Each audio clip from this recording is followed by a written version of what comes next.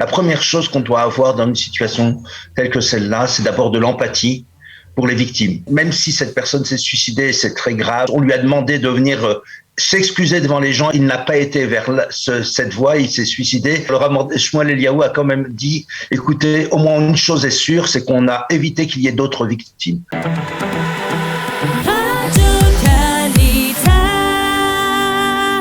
Docteur Dov Maimon, bonjour, Boker Tov. Boker Tov Daniel, Boker Tov, bonjour chers auditeurs. Alors merci d'être avec nous ce matin. On a bien besoin de votre éclairage sur ce qu'il est convenu d'appeler désormais l'affaire Chaim Walder, du nom de cet écrivain orthodoxe très prolixe qui a produit près de 80 ouvrages, en particulier pour les enfants, qui s'est suicidé il y a 2 jours et qui était accusé d'abus sexuels envers des enfants, des femmes mariées.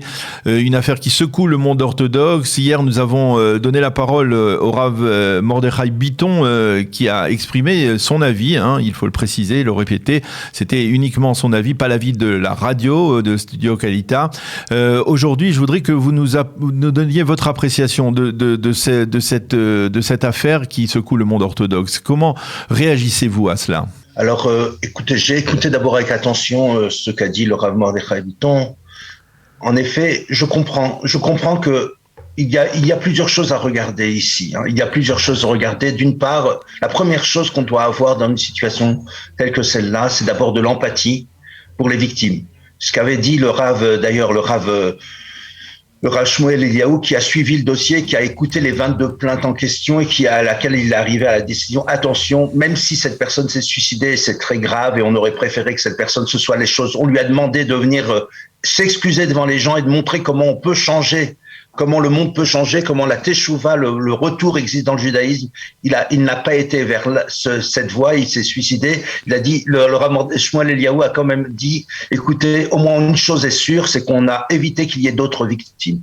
Donc la première des choses qu'il faut dire, et il faut insister là-dessus, attention, rien, aucun chapeau, aucune barbe, aucun titre, rien ne peut nous protéger contre les abus sexuels, contre le pouvoir des gens charismatiques qui peuvent utiliser, et le judaïsme a toujours été dans cette voie-là. Le judaïsme, depuis tout le temps, nous a dit attention, même les plus grands rabbins doivent faire attention à ne pas se retrouver, s'isoler avec une femme, etc. Ça veut dire qu'on ne fait confiance à personne, aucune connaissance, qu'une érudition, aucune grandeur d'âme ou aucune spiritualité ne peut nous garantir contre la bestialité qui sommeille en nous en permanence, et parce qu'on a une forme de ce que Freud appellerait le compartimentage. Alors vous étiez en train de nous expliquer la nécessité, c'est-à-dire le fait que l'âme humaine peut être sujette à ce genre de comportement, mais qu'il faut justement faire attention. Donc je disais que nos sages ont toujours insisté sur le fait qu'on ne peut pas faire confiance à personne au niveau des instincts bestiaux qui sont en cette personne. Ça veut dire que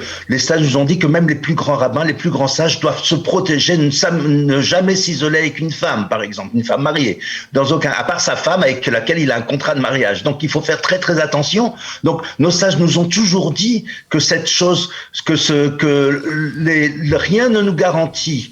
Et donc ça, c'est quelque chose auquel il faut bien sûr éduquer nos enfants, à savoir qu'il faut comment les former, nos enfants, qu'ils n'arrivent pas à ce genre de situation face à des personnes charismatiques.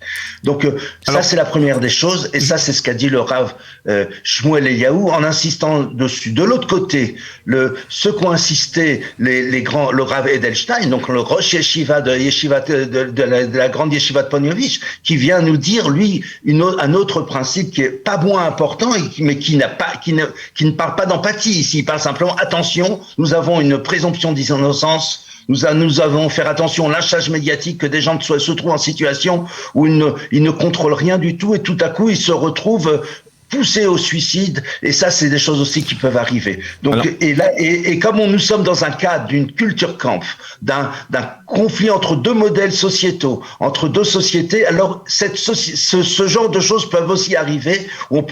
Il faut faire attention sur les deux domaines. Les deux phrases sont absolument vraies, et nous ce que nous devons simplement faire, c'est prendre ne pas ce qu'a dit le Rav Mordechai Bitton hier est vrai. D'un autre côté, nous ne devons pas oublier l'empathie, nous ne devons pas oublier que nous avons d'abord et avant tout à protéger les victimes, les futures victimes, car malheureusement, des êtres tels que ce qu'on a vu, cette situation qu'on a vue hier ou cette semaine, peut se retrouver à peu près partout dans le monde, dans toutes les classes de la société israélienne. Effectivement, ça se retrouve dans toutes les classes de la société israélienne. On l'a vu avec l'opération MeToo, avec tout ce qui s'est passé ces dernières années dans les différents secteurs dans la société israélienne, dans la société occidentale.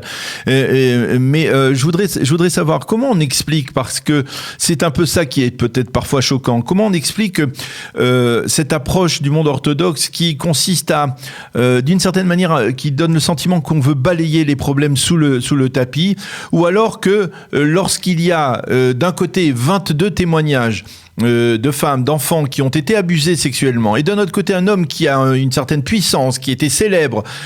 Comment on explique que, par exemple, eh bien, le journal Yated Neyman, journal orthodoxe lituanien, ait publié un hommage à Chaim Walder sans mentionner le fait qu'il était soupçonné de ces abus sexuels? Comment on explique le silence du monde orthodoxe face à cela?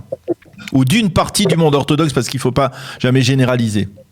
Alors, la première chose qu'il faut regarder, c'est qui a écrit cet article. Celui qui a écrit cet article, c'est le Rosh Yeshiva. Ça veut dire que c'est quelqu'un qui est en vérité retiré du monde des affaires concrètes et qui s'occupe d'un débat théorique. Alors quand on est dans un débat théorique, ce qu'il a dit est justifié. Et il faut jamais demander l'avis. Il y a deux sortes de grands sages de la Torah. Il y a ceux qui sont impliqués dans le quotidien, qui voient tous les jours des cas concrets, et ceux qui sont des professeurs d'université, comme des professeurs d'université, c'est-à-dire des grands sages de la Torah, mais qui sont dans des cas théoriques et qui vont nous faire de ce qu'on appelle dans le Talmud du pile-poule. Et à chaque fois, quand on demande à des grands sages qui ne sont pas liés à des décisions concrètes au quotidien, ces sages vont faire un débat théorique sans tenir compte de la réalité qui est derrière. Le Talmud nous a toujours dit dans ce genre de situation, attention, ce qui va primer, c'est quand même Beth Hillel, ceux qui vont aller suivant les sentiments humains, ceux qui vont donner la priorité d'abord à l'humain et pas simplement au débat théorique. Le débat théorique est peut-être vrai, c'est vrai qu'il y a une présomption d'innocence, c'est vrai qu'il y a des lynchages médiatiques, c'est vrai que tout ça c'est vrai, mais on ne peut pas faire seulement confiance à ça. La deuxième chose, c'est le point de la société fermée. Inévitablement, comme dans le kibbutz, comme dans les différentes sociétés fermées, dans les petits villages, etc., il y a une tendance à essayer de mettre sous le tapis les problématiques qui existent en essayant de les traiter d'une autre manière, parce qu'on se sent menacé, parce qu'on se sent dans une société menacée, on a l'omerta, et c'est quelque chose qu'il faut combattre. C'est ce qu'on appelle, nous sommes les enfants quand même des Lumières, nous sommes des enfants de Rousseau et de Voltaire, nous pensons qu'il faut avoir la liberté de la presse. Cette liberté de la presse est très très important pour pouvoir éviter justement ce genre que des crimes tels que celui-là soient cachés sous le tapis. Donc heureusement qu'en Israël, nous avons la chance d'avoir différents médias qui vont traiter les problèmes d'autre manière. Dans notre société actuellement, c'est heureusement qu'il y a ici, je suis obligé de le dire de cette manière-là, qu'il y a aussi des journalistes qui sont des journalistes d'investigation et qui vont faire ce travail-là d'aller trouver des choses qui sont graves et qui sont pas forcément traitées sur la place publique. Maintenant, le traiter sur la place publique, c'est dangereux. On le voit bien avec les réseaux sociaux. Les gens disent à peu près ce qu'ils ont envie sans avoir toutes les informations. C'est pas comme ça qu'on fait. C'est quand même pas comme ça que va se gérer la justice. C'est vraiment très très grave. On l'a vu dans d'innombrables affaires dans le monde entier où des gens ont été poussés à des décisions très graves parce que justement ils n'avaient pas la possibilité de présenter leur cas d'une manière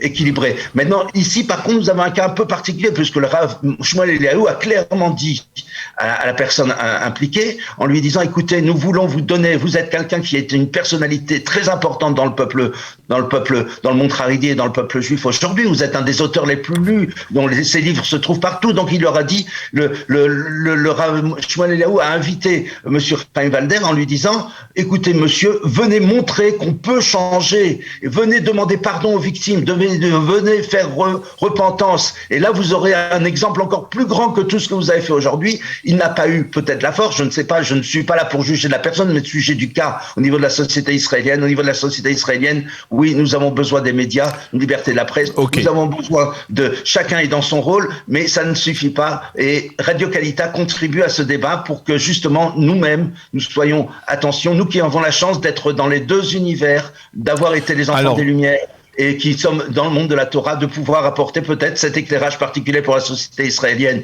Alors justement, je voudrais vous poser cette question. Il y a effectivement deux approches. Vous parliez des deux univers. Il y a deux approches. Il y a cette approche que l'on appelle l'approche vaticanaise, qui est un peu celle de balayer sous le tapis les problèmes d'abus sexuels à différents niveaux. On le voit, ça existe également dans le monde orthodoxe en Israël. Et puis il y a l'approche MeToo, qui est l'approche de dire tout, c'est-à-dire d'écouter avec attention les témoignages de personnes, en général souvent des femmes qui affirment avoir été abusées sexuellement par des hommes qui étaient puissants. Quelle est entre les deux, c'est-à-dire quelle est la bonne approche? Est-ce qu'il doit y avoir un juste milieu? Est-ce que MeToo c'est la bonne approche également, ou alors c'est essayer de nous diriger? Quelle est la bonne approche entre les deux approches, l'approche occidentale à outrance et de l'autre côté le balayage sous le tapis plutôt orthodoxe? Voilà. Nous sommes au cœur d'un débat qui se joue dans le monde entier, puisque c'est en vérité l'éveil des réseaux sociaux qui a provoqué, qui a favorisé, qui a été un genre de catalyseur de ce genre de débat extrêmement rapide, de ce procès où on met les gens en poteau d'exécution et on les exécute et puis ils peuvent plus rien faire. Donc, il est évident qu'il y a des dérives des deux côtés. Moi, je reviendrai quand même aux choses les plus fondamentales qu'on voit dans le Talmud. En apotropous l'arayot, on ne peut compter sur personne au niveau de tout ce qui serait abus sexuel. Nous n'avons confiance en personne, nous devons avoir confiance en personne, même des plus grands rabbins, même des plus grands sages, même des plus grands philosophes, en personne. La deuxième chose, c'est Kol Agadol Mechavero, Yetro Gadol Mimeno, c'est aussi dans la Masechet Kiddushin qui dit que toute personne qui est plus grande a une plus grande libido, et une personne qui a plus de créativité, d'instinct de création dans tous les domaines, y compris dans ces instincts sexuels. Et donc, dans ce cas-là, il faut faire particulièrement surveiller les gens qui sont puissants, les gens qui sont créatifs, parce que ces gens-là ont aussi des moyens de faire taire les autres. Et donc, le mouvement MeToo, à sa place, il va évidemment être calmé, parce qu'à un moment ou un autre, comme dans tous ces mouvements, on a une éruption, et puis à un moment, on va comprendre qu'il y a des abus.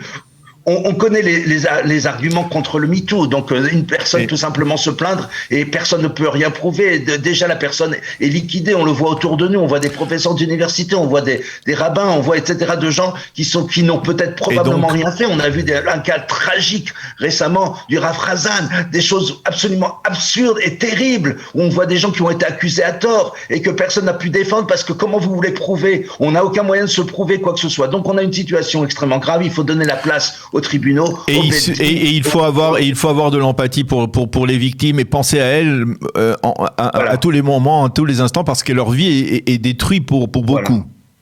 Nous avons des vies détruites et c'est là-dessus quand même que c'est pour ça que la préférence, comme Beth Hillel, on a préféré dans le Talmud entre Beth Shammai et Beth Hillel d'aller vers Beth Hillel parce qu'ils étaient anvantim, parce que c'est eux qui avaient plus d'humilité, plus de sensibilité humaine. Ben dans le même cas, ma position dans ce cas-là, en tout cas personnellement, est d'aller comme le Rav Shmuel Eliyahu qui lui a dit attention, il faut d'abord protéger les victimes. Et ben si cette personne s'est suicidée, c'est terrible, mais au moins il y aura plus de victimes maintenant de cette personne-là. Voilà. C'est le message que je peux transmettre à tout le peuple d'Israël. Restons sur nos gardes, faisons attention à nous-mêmes. Chacun doit travailler sur lui-même, mais aussi faisons attention à nos enfants et ne soyons pas abrutis par l'aliénation, par les gens charismatiques qui semblent parler très bien et qui semblent dire des choses très intelligentes. Ça ne veut rien dire de leur maturité psychologique. Merci beaucoup, Dr Dov Maimon, de nous avoir éclairé sur ce dossier délicat, douloureux du suicide de Chaim Walder. Merci d'avoir été avec nous ce matin. Bonne journée, à bientôt. Bonne journée, à bientôt. Merci.